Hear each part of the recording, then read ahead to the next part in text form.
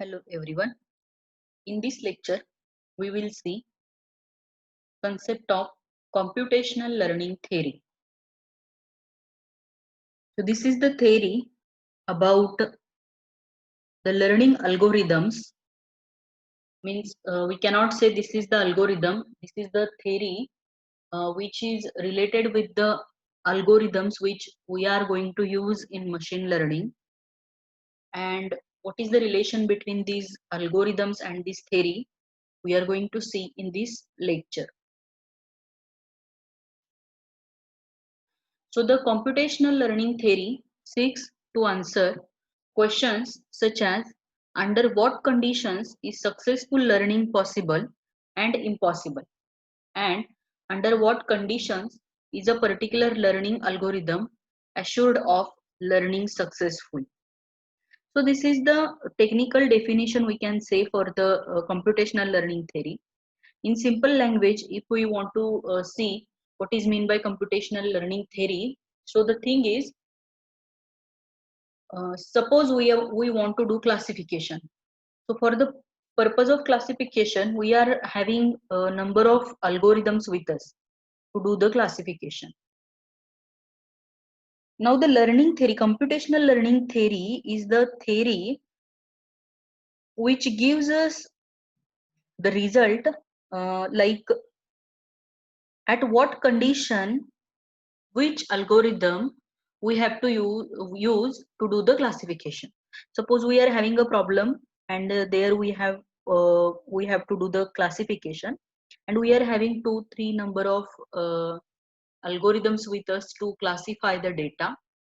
Then which algorithm will work better for that problem, which algorithm will give more accuracy as compared to other algorithms, which algorithm will use uh, how many instances the algorithm is going to use, then how many computations it is going to use. So all these things whenever we are going to consider, so the computational learning theory is the theory that theory tells us which algorithm is better, which algorithm is suitable for the given problem, to find the answer of the given problem, like under what conditions a particular algorithm assured of a learning successful. So these are two basic questions in which the computational learning theory will give the answer of these two questions for any learning algorithm for the particular problem. Now how to perform this, or what this theory tells us, and what are that theories, whether it is only one theory or again it is having some sub theories along with it. So the thing is, two specific frameworks are there for analyzing learning algorithms which we are going to consider. First one is probability approximately correct, which is generally known as PAC theory, and second one is the mistake bound framework.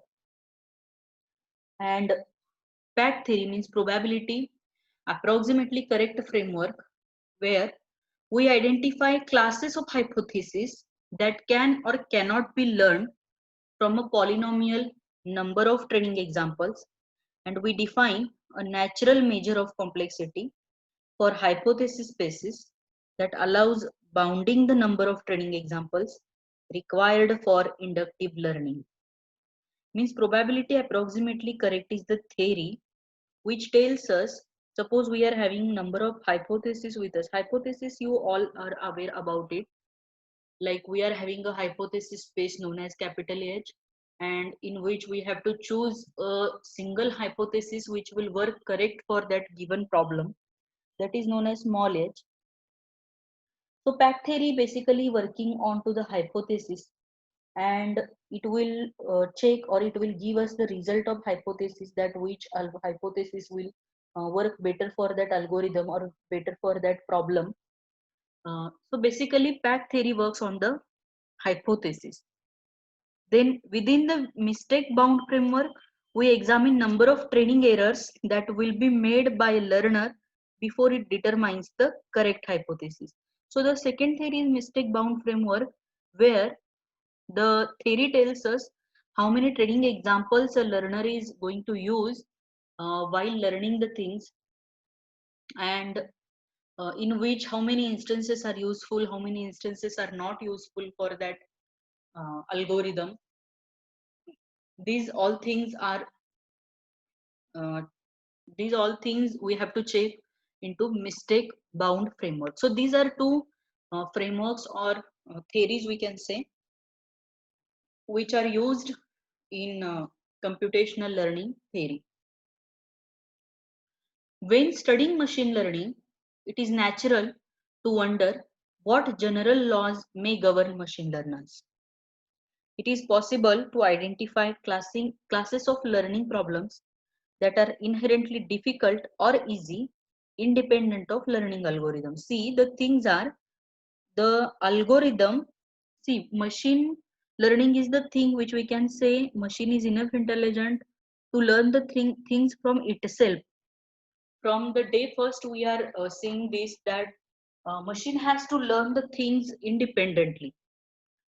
So the thing is how it is going to learn. So according to the past history, whatever the data set we have provided to the algorithm, then whatever the past history and the thing like we have seen that ratings we have seen. So on the basis of that only algorithm is going to learn itself. So the learner means learner is the algorithm. Algorithm is learning the things itself independently.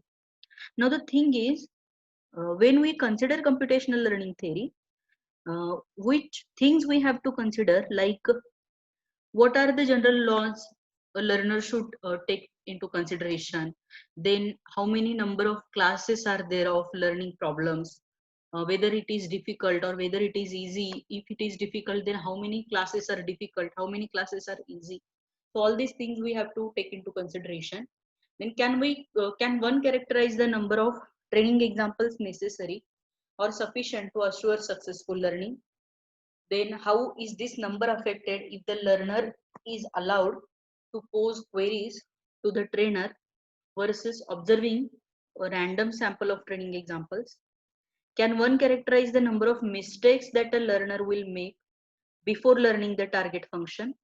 And can one characterize the inherent computational complexity of classes of learning problems? So these are some questions which we have to ask to the algorithm, that if algorithm is going to satisfy or giving a correct answer for all these questions, so we can say that this theory is working properly with this algorithm for this problem. So this is the basic intention behind all these things. Like if any algorithm or if any learner is able to give the answers of all these questions, like how many number of times of computations it is going to do, how many errors it is generating, what amount of or what percentage of accuracy it is giving for the problem. So on the basis of that, we can say that we are using this computational learning theory for this algorithm. Although general answers to all these questions are not yet known, fragments of computational theory of learning have begun to emerge. So computational learning theory presents key results by providing the answers to all above questions within particular problem setting. We focus here on the problems of inductive learning and unknown target function, given only training examples of this target function and a space of candidates hypotheses. Within these settings, we will be chiefly concerned with the questions such as how many training examples are sufficient to successfully learn the target function, and how many mistakes with the learner make before succeeding. So the thing we can say is wondering between these two lines only, like how many training examples the algorithm is going to use and how many mistakes the learner is doing before succeeding. So the thing is, when you are going to use whether it is probability approximately correct uh, theory or whether it is mistake bound framework.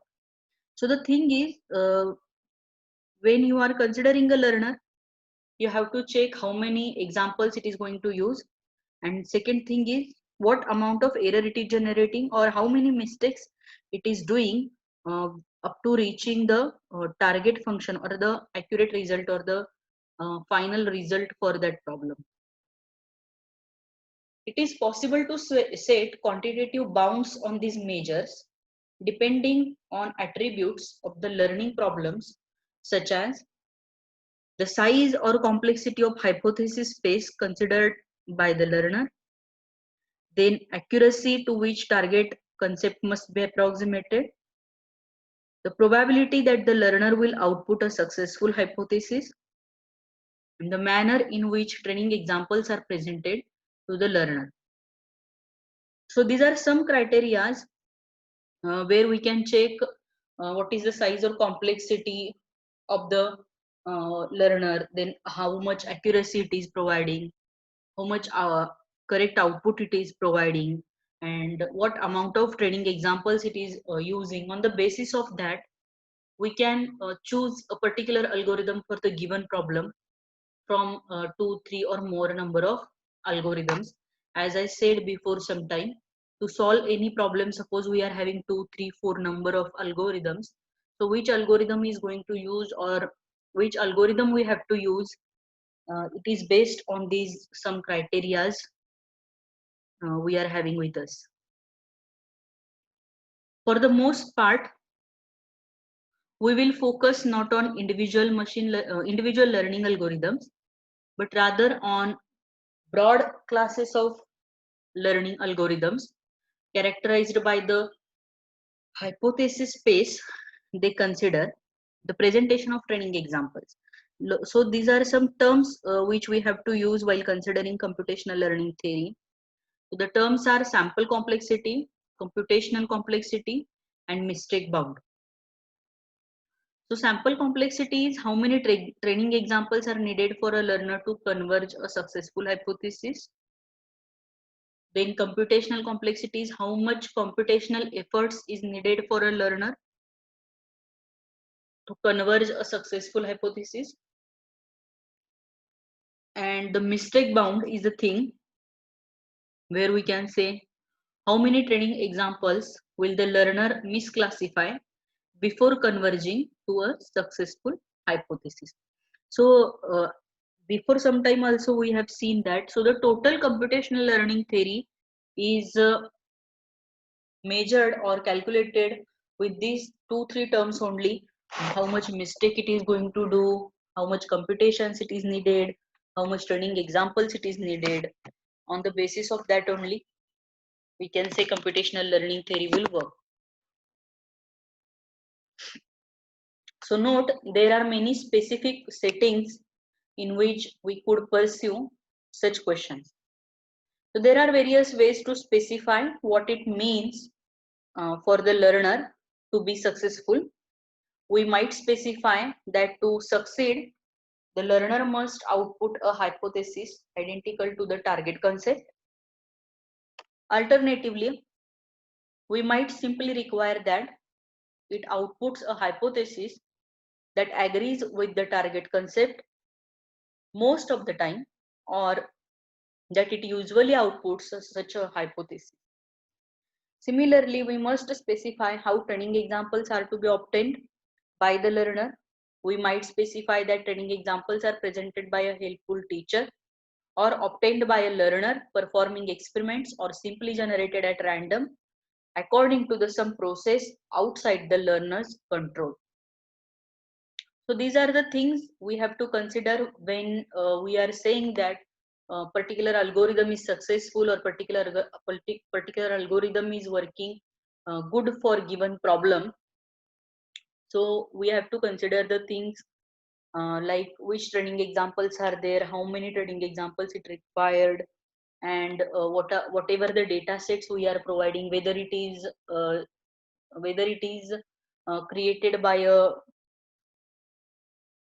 created by a technical person or not. So all these things matters for any learning algorithm. Okay, so these all things are very common for the computational learning theory, or we can say that the basic concept of computational learning theory. Now the thing is, what is probability approximately correct framework? So the probability learning and approximately correct hypothesis. So as I said before some time that it is working on to the hypothesis that we are having the hypothesis space, and in which we have to consider a particular hypothesis so that it will work correctly for the given problem, or it will reach to the target function with maximum accuracy. So how it is doing all these things we have to see in technical language. So let X refers to set of all possible instances over which target function may be defined. See the things like X refers to set of all possible instances. So you all are aware about the instances. We are having number of features. We are having the instances with us to create any data set. For example, X might represents set of all people, each described by the attributes like young or old, or height like short and tall. So we can say age and height are the features, and for one instance we are having these two features with us. So let's see refers to some set of target concepts that our learner might be called upon to learn. Each target concept C in C corresponds to some subset of X, or equivalent to some Boolean valued function like 0 or 1. So capital C is the target concepts in which small c is the subset of X, and X is having two values like 0 and 1. See, for age we are having values 0 and 1 like young and old, and for height also we are having the values like 0 and 1, that is short and tall. For example, one target function C in C might be the concept people who are skiers. So if X is positive example of C, then we will write X is equal to 1. If the X is negative example, we will write C of X is equal to 0. So we assume instances are generated at random from X according to some probability distribution D. So D is the distribution of instances generated by observing people who walk out of the largest sports store in Switzerland. See, the data set we are having like, or the name for the data set we can say, the largest sports store in Switzerland. This is the data set we are having, and in which we are generating the probability distribution known as capital D on the basis of, or by observing the people who are going to that largest sports store, and then we will consider their age and we will consider their height, and on the basis of that we will segregate them, we will classify them, and then we will make a correct data set by using that data. So in general D may be any distribution, or it will not generally known to the learner. All that we require D is a stationary, that is the distribution not change over time, means once you have distributed the peoples, or once we have defined the classes for the people, so it will not change. Then training examples are generated by drawing an instance X at random according to D, then representing X along with the its target value like C of X to the learner, means for their age we are having the values like C of X is equal to 0, or C of X is equal to 1, and then for their age also we are having the values like C of X is equal to 0 and C of X is equal to 1. The learner L considers some set of H of possible hypotheses when attempting to learn the target concept. H might be set of all hypotheses described by conjunction of attributes age and height. Then after observing a sequence of training examples of the target concept C, L must output some hypothesis H from H, which is the estimate of C. Now the thing is, see, all these things are technical terms. I will explain it in simple, like suppose we are having 100 people with us who are going to that store, and we are going to segregate, or we are going to separate that peoples according to their age and height. Then we have to draw a hypothesis, like we are plotting them in a feature space, and we are drawing such a hypothesis which will classify correctly or maximum number of people, or it will give maximum accuracy. Then you may having a number of hypotheses with you. Then for every hypothesis you have to check the classification, and then you have to pick such a hypothesis H, from capital H, which will give maximum result, or which will give maximum accuracy. So to be fair, we evaluate the success of L. L is the learner, we can say, by the performance of H over new instances drawn randomly from X according to D. The same probability distribution used to generate training data. So see, the thing is, when you are considering probability approximately correct hypothesis for any computational learning theory, so this is the basic scenario they have to use while defining the training data, or while defining the data set. So within this setting, we are interested in characterizing the performance of various learners L using various hypothesis space H when learning individual target concepts drawn from various classes C. Because we demand that L be general enough to learn any target concept from C, regardless of the distribution of training examples, we will often be interested in worst case analysis over all possible target concepts from C and all possible instances, instance distribution D. So this is the actual theory, we can say, which is known as probability approximately correct hypothesis, in which you have to make the distribution of the data on the basis of some criteria, and you are having the learner, then you are having the set of hypotheses in which you have to choose one hypothesis to take the correct output from it. So it is not always possible, like any algorithm is accurate, 100% accurate, we can say. So there might be some error. So error of a hypothesis. So because we are interested in how closely the learner's output hypothesis H approximate the actual target concept C, let us begin by defining the true error of the hypothesis H with respect to target concept C and instance distribution D. We are having a true error H. True error of H is just the error rate we expect when applying H to the future instances drawn accordingly to the probability distribution D. In fact, we already defined the true error of H. For convenience, we restate the definition here using C to represent the Boolean target function. Now the thing is, when you are considering the error, means why to consider the error? Suppose you are having 100 people, as I said before some time, and that 100 people you are going to distribute. Now you have chosen a single hypothesis from the lots of hypotheses you are having, and suppose that that hypothesis H is giving 99% accuracy for the 100 people. But when you are going to add some new data into it, or when you are going to add some new instances with it, the accuracy may change. Then for that purpose, or for adding the instances in future, for that you have to consider the error. So the error is defined as the true error denoted by D of H of a hypothesis H will respect to here with respect to target concept C, and distribution D is the probability that H will misclassify an instance drawn at random according to D.